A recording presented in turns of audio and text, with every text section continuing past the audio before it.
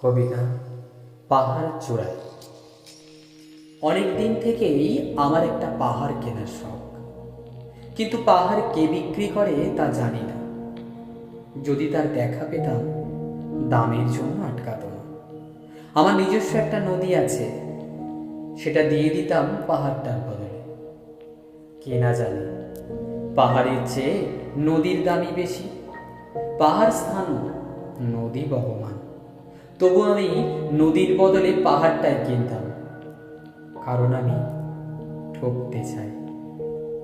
নদীটাও অবশ্য কিনেছিলাম একটা দ্বীপের বদলে।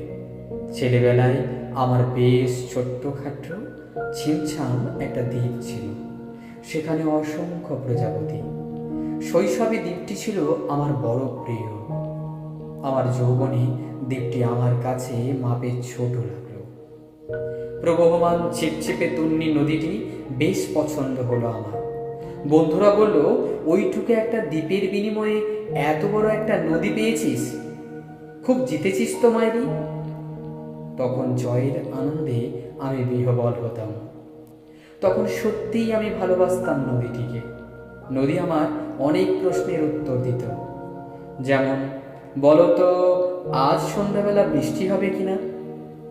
সে বলতো, আজ এখানে দক্ষিণ গরম হাওয়া, শুধু একটা ছোট্ট দ্বীপে বৃষ্টি। সে কি প্রবল বৃষ্টি, যেন একটা উৎসব।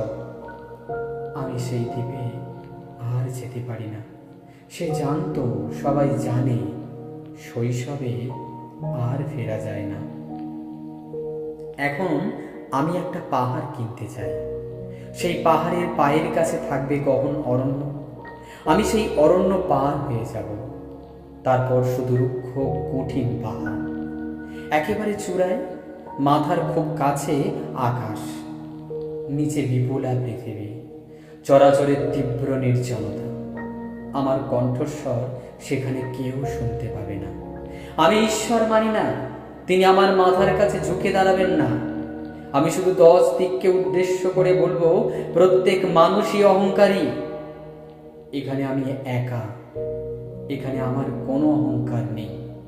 এখানে জয়ী হবার বদলে ক্ষমা চাইতে ভালো লাগে। হে 10 দিক, আমি কোনো দোষ করিনি, আমাকে ক্ষমা করো, আমাকে